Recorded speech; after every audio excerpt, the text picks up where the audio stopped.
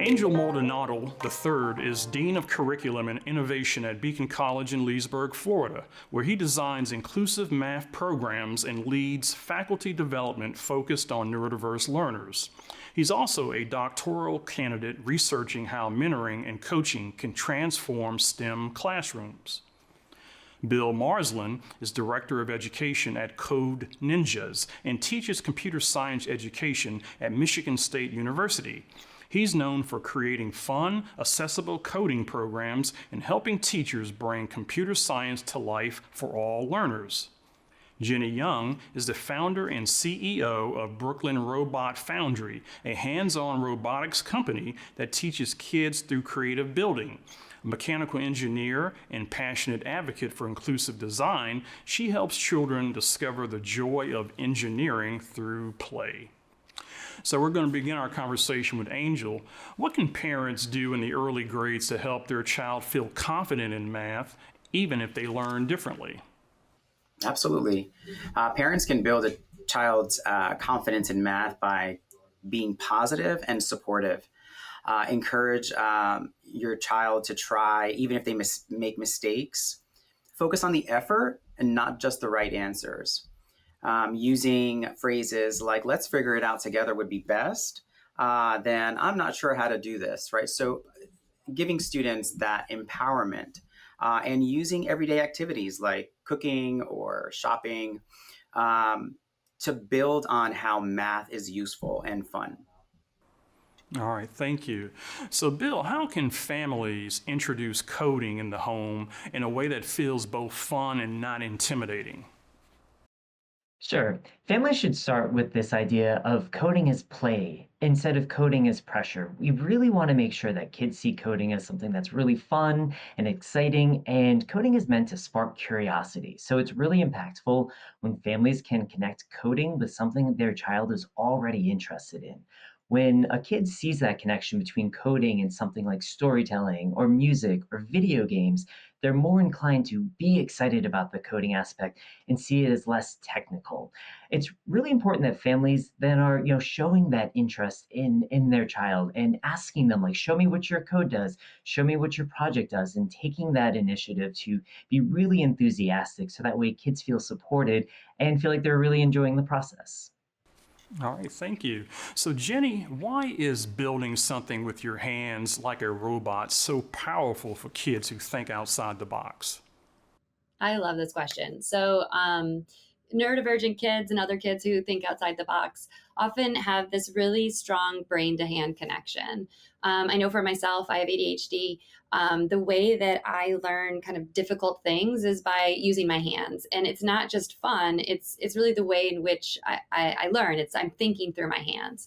I want to give you just a little story and tell you a little bit more about my brain, and I think other neurodivergent brains that could be similar. So when I learn a new word, the way my brain stores that new word is it changes it into a shape. It changes it into a texture, and it even changes it into a temperature. And so even if the word doesn't have a physical representation, my brain creates it into a physical representation. So what that's just showing you is that the way my brain is creating it is that even I'm storing words as something that I can feel and touch with my hands. And concepts for me are very similar as well. I have these floating objects that are flying around that helps me really solidify a concept. So, all neurodiverse brains are totally different. All brains are different. But there is this strong research that shows that when you have hands-on building, when you allow kids to be creative, it's really comfortable for a lot of children, and it's really powerful. And I think the other thing that's important is there's this magical thing that happens when you put kids together in a room, kids that are building together, kids that are failing together. I like how both of the other speakers talked about failing. They're trying and they're creating. There's this healthy buzz that happens. The classroom gets a little bit loud. People are talking to each other. They're watching each other. When something doesn't work, they're helping each other. They're maybe changing up their own project. So it's just an incredibly powerful way to learn. And it's powerful for neurodivergent brains, and it's powerful for really all brains because it really helps solidify some of those really hard concepts. All right, thank you. So Angel, let's take it out of the home for a minute and go into the classroom setting. What does a math classroom that's built for neurodivergent learners look like? This is a fun question. Having the opportunity in my role to really build the learning space is fantastic. But a mathematics learning space for neurodiverse learners should be flexible, it should be supportive and engaging. It includes different seating options for students for their comfort and maybe additional focus, using a variety of tools like hands-on materials or manipulatives in class. The goal really is to help students learn in a way that works best for them. Classrooms should include spaces for technology, for group discussions, providing non-distracting ways for students to engage with all type of learning is the best option. All right, thank you. So, Bill, what makes a coding activity feel safe and engaging for students who may struggle with traditional classroom? Coding activities are inherently predictable. There's a lot of structure to coding, and those coding blocks or functions used in coding often do the same thing very predictably. And there's a lot of safety and security in that. A lot of neurodivergent students find that safety and security in knowing that those code blocks will function the same way, but that they can combine them in different ways and create something new and unique. Plus, making mistakes is just a huge part of the coding process. We celebrate mistakes at Code Ninjas, and we encourage all kids who are learning to code to celebrate those mistakes because you can learn so much more from making a mistake. So, when making a mistake is just part of that learning process, it instills that sense of security and safety where you feel like you can experiment, you can try different things, and it's okay to fail because you're going to learn just as much from failing than if you had succeeded the first time. Jenny, so how do you make your robot building classes work for students with different sensory needs and different learning styles? Oh, I love that question. All of our teachers go through pretty extensive training, and in particular, we have little episodes on how to work with neurodivergent kids. The thing that I think is most important is to recognize that these are not behavioral problems that the kids have. This is a learning need. So we have fidget toys. We bring do movement breaks within our classes. If we realize that a child needs to wiggle, we're going to send them out and we're going to ask them to be a helper, and they're going to be doing a physical task where they're walking around in the space. So we really are preparing our teachers to understand that there are different types of learners, and we need to be able to kind of meet everybody where they're at. I think one of the other largest things that we do as an organization is we create projects that are super open-ended. The kids are not given rigid step-by-step procedures on how to build the robot. We'll give them a lesson. We'll teach them the circuit so they'll know how to put kind of the electronic portions together. And then we'll teach them the engineering concepts. And then we allow the kids the freedom to make the robot the way that they want to make it. For some kids on the, autistic children, sometimes having autonomy is extremely important. I mean, autonomy is important for me. It's probably important for most people, but we don't always like to be told exactly what it is that we have to do. And so having this space where the kids can really create things the way that they want to create it and put their own little, essence and their own creativity into it is really special. If you were to come to one of our classes, you were to line up all the robots that the kids had built, they wouldn't even necessarily look like they had built the same thing. And so that's a really beautiful thing to be able to create very open-ended things so the kids can bring themselves into it and really feel connected, feel empowered, and feel like this is part of their identity. All right.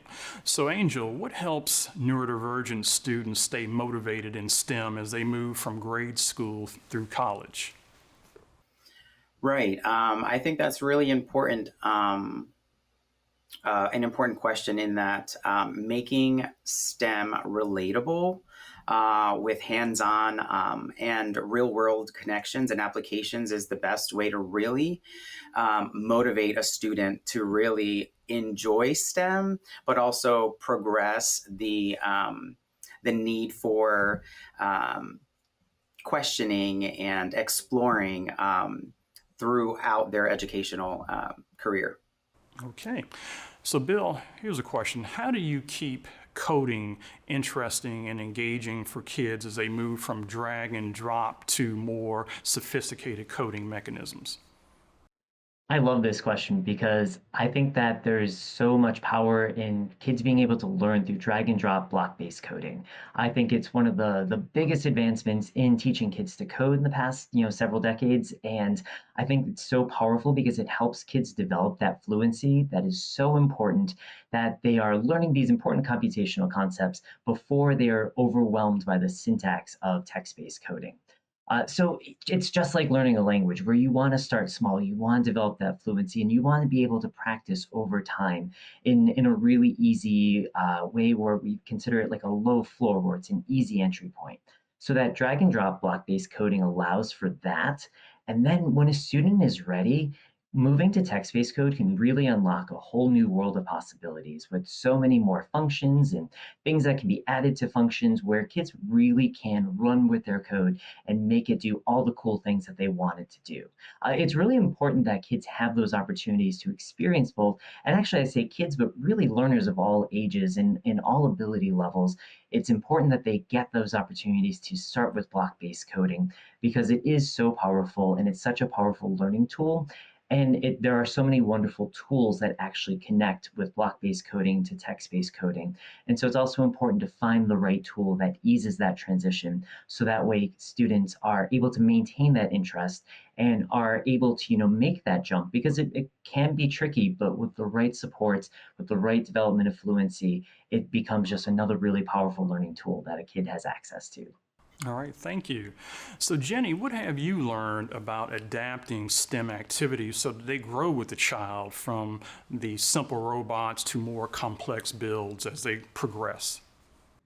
Thank you. It's actually similar to what Bill said, where he's saying we should start with block based coding. Well, we start building robots with kids at age 2, so like very, very, very young. And our goal is to introduce engineering even at that young of an age in a really fun way that is not intimidating at all. So here's a robot that we would make in a class, and what you see is it's materials that kids know.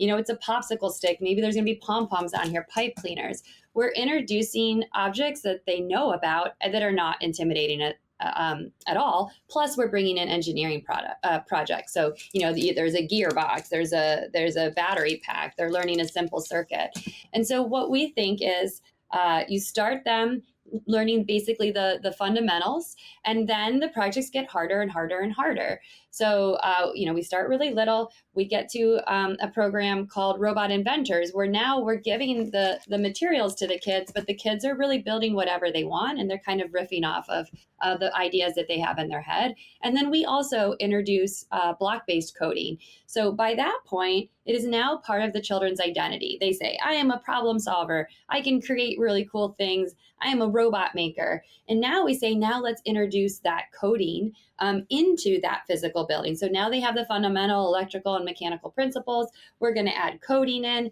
We start as well with block-based coding because it's not intimidating. People understand little pictures, they can pull it together. And then you can take it to that next level where you're going to teach, harder coding, where you're actually kind of typing in actual physical code. And so we really think that scaffolding idea is really important. You start little, and then you get the kids to feel it in their heart that this is who I am, and then you're making it harder and harder as you're going. All right, thank you.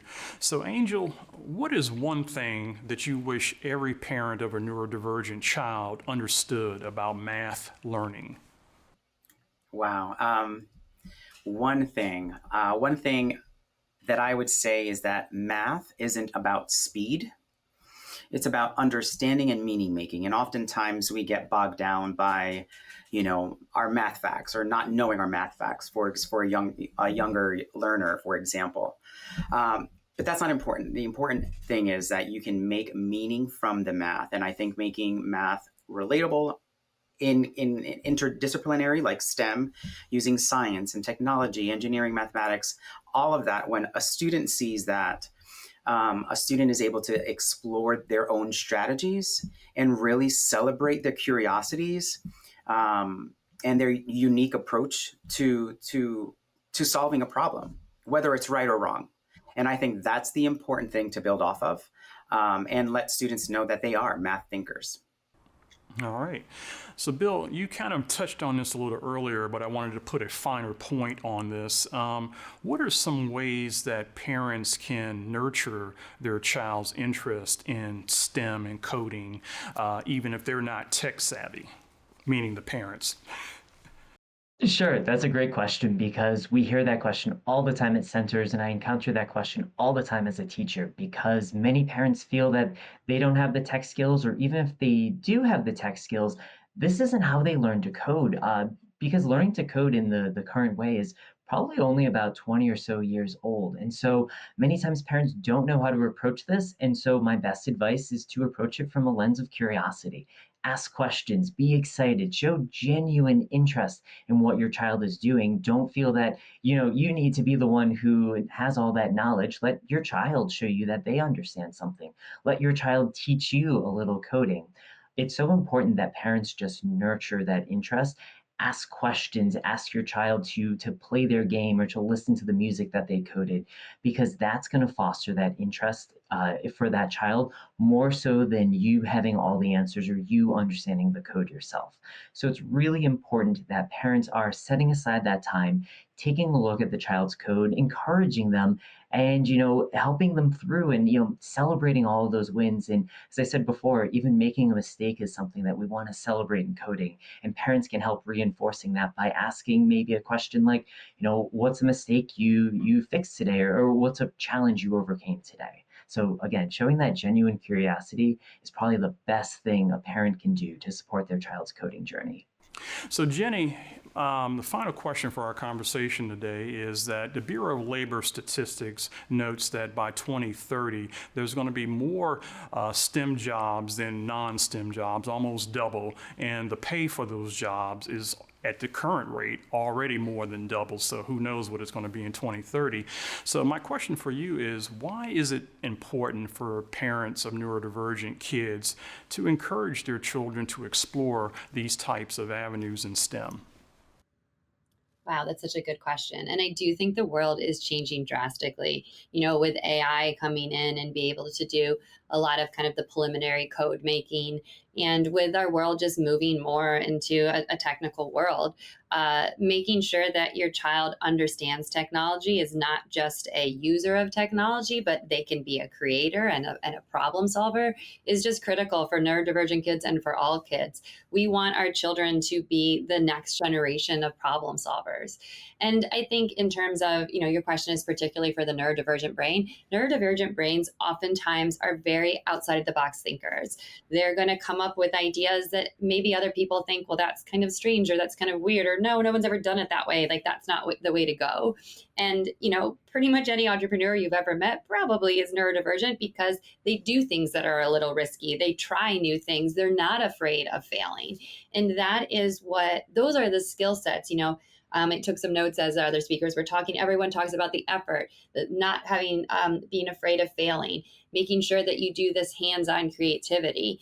Those are the skill sets that our children are going to need to be able to have those next generation jobs, to be able, we're going to have a software that is going to be running more and more and more things. We are going to need our children to understand how to create software, how do you interact with the software, and then how do you build the physical things in our physical 3D world that are going to now be powered more and more and more by software. So it really, in my mind, is the generation. This is the way jobs are moving, and we need to get our kids to be active participants, active problem solvers, active critical thinkers in order to have the future, the jobs that are going to be there in the future. So I think it's essential. And engineering, STEM, it's so creative. So many people think like, it's kind of just black and white. There's a right and wrong answer, but it's not what STEM is. STEM is all about problem solving, critical thinking, and kind of creating the next